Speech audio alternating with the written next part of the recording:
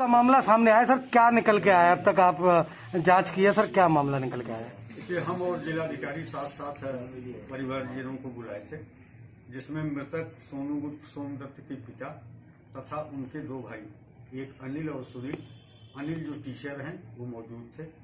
हम लोगों ने बहुत भी उनसे अच्छे तरीके से बातचीत की कि जो वो चाहते हैं, जो शिकायत है वो लिख के दें। उन्होंने केवल ये कहा कि आप इसकी मजिस्ट्रेट से निष्पक्ष जांच करा दें और हम संतुष्ट हो जाएंगे।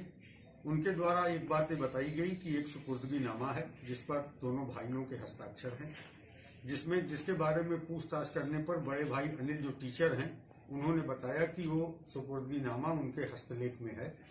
हम लोगों ने उनसे अपील की कि अगर आपको किसी पे कोई शिकायत है, कोई समस्या है, मुकदमा दर्ज कराना चाहते हैं तो लिखित तहरीर आप उपलब्ध कराएं ताकि हम वैधानिक तरीके से निष्पक्ष कार्रवाई कर सकें। उनके द्वारा फिलहाल कोई भी तहरीर देने से मना किया गया और ये कहा गया कि इस प्रकरण की निष्पक्ष जांच किसी मजिस्ट्रेट से करा ली जाए। फिलहाल दो चीजें हैं इसमें महत्वपूर्ण निकल के आई हैं। एक तो थाने पे जाकर थाने पे सीसीटीवी को चेक किया गया, जो खराब पाया गया।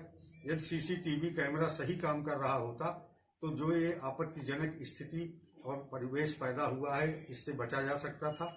इस कारण थाना प्रभारी को तत्काल प्रभाव से निलंबित कर दिया गया है कि थाने का सीसीटीवी कैमरा ठीक से काम नहीं कर रहा था। साथ ही जिलाधिकारी जी द्वारा एसडीएम खुर्जा को इस प्रकरण की 48 घंटे में जांच पूरी करने के निर्देश दिए गए हैं। मजिस्ट्रियल जांच कराई जा रही है। इसके बाद भी यदि परिजन कोई तहरीर देते हैं तो तत्संबंध में वैधानिक कार्रवाई हम सुनिश्चित करेंगे। सर, परिवार पे किसी तरीके का कोई दबाव तो नहीं बनाया जा रहा है? फिलहाल परिवार पे कोई दबाव नहीं है। हम लोगों ने बिल्कुल वीडियोग्राफी करते हुए परिवारजनों से बातचीत की है ताकि किसी प्रकार की कोई आपत्तिजनक बात इस संबंध में न हो और बहुत ही सद्भावपूर्ण माहौल में उनको विश्वास में लेकर बात की गई कि उनके मन में अगर कोई संशय और किसी तरह का कोई कंफ्यूजन है तो उसे दूर करके अगर कुछ भी लिखित देना चाहते हैं तो दें। लेकिन फिलहाल परिवारजनों ने अभी लिखित रूप में देने से मना किया है और वीडियोग्राफी करते हुए परिवारजनों से बातचीत की है ताकि किसी प्रकार की कोई आपत्तिजनक बात इस संबंध में न हो और बहुत ही सद्भावपूर्ण माहौल में उनको विश्वास में लेकर बात की गई कि उनके मन में अगर कोई संशय और किसी तरह का कोई कंफ्यूजन है तो उसे दूर करके अगर कुछ भी लिखित देना चाहते हैं तो दें। लेकिन फिलहाल परिवारजनों ने अभी लिखित रूप में देने से मना किया है और उनका कहना है कि मजिस्ट्रियल जांच के बाद जो सही चीज आए उस पर आप कार्रवाई। लेकिन अभी भी बाहर परिजनों को यही कहना है कि हमें सुपुर्द नहीं किया गया था। सर, हमारे तो केवल डेड बॉडी लेकर आए थे गाँव में। नहीं, ये जांच का विषय है। परिवारजनों का हो सकता है आपके बीच कहना हो, लेकिन हमारे सामने अनिल ने अपने बयान में कहा कि यह उन्हीं के हस्तलेख में है और उन्होंने इसको लिखा है। लेकिन हम पूरे प्रकरण की निष्पक्षता पूर्वक जांच करा रहे हैं और जो भी पुलिस के लोग इसमें दोषी होंगे उनके विरुद्ध कार्रवाई की जाएगी। अभी गांव में क्या स्थिति है सर? गांव में शांतिपूर्ण माहौल है, कोई तनाव की स्थिति नहीं है। क्योंकि जो मृतक है इसकी आमदनी गांव में अच्छी नहीं थी तो गांव में जो है ज्यादातर लोग उसके विरोध में ही बोल रहे हैं और कई बार लोगों के घरों में बेकूफ कर गया था और लड़कियों के साथ अपराध व्यवहार करने का भी था। 307 का एक मुकदमा भी इसके विरुद्ध चल रहा है जो अपने अंतिम स्टेज पर है और उसमें जजमेंट आने वाला था। तो फिलहाल गांव में कोई ऐसी लॉ एंड ऑर्डर की स्थिति नहीं है।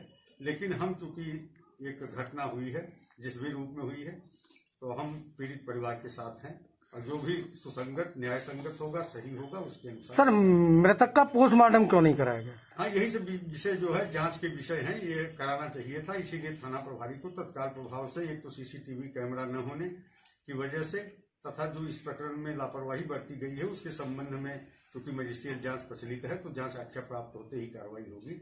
और अगर इस बीच में इस मृतक के परिवार का कोई सदस्य कोई तहरीर देता है तो उस पर भी हम वैधानिक कार्रवाई सुनिश्चित करेंगे। सर, एक थाने में मौत का मामला सामने आया, क्या मामला है सर पूरा और क्या जांच में निकल के आया अब तक? देखिए, संबंधित प्रकरण संज्ञान में आते ही मैं और वरिष्ठ पुलिस अधीक्षक खुर्जा तहसील में आए और मृतक के दोनों भाई अनिल और सुनील और उनके पिताजी के साथ यहाँ बैठकर बातें आई। मिला जुलाकर उनका एक ही डिमांड था कि निष्पक्ष रूप से जांच हो जाए। तो निष्पक्ष रूप से मजिस्ट्रियल जांच के लिए उप जिलाधिकारी खुर्जा लवी त्रिपाठी उनको दिया गया है और 48 आवर्स में जांच आख्या उपलब्ध कराने के निर्देश दिए गए हैं। साथ ही इस संबंध में जो एसएचओ खुर्जा नगर हैं उनको तत्काल प्रभाव से वरिष्ठ पुलिस अधीक्षक द्वारा निलंबित कर दिया गया है आगे जैसा जांच आख्या आएगा उसके अनुसार हम लोग निष्पक्ष रूप से नियमानुसार कड़ी कार्रवाई करेंगे।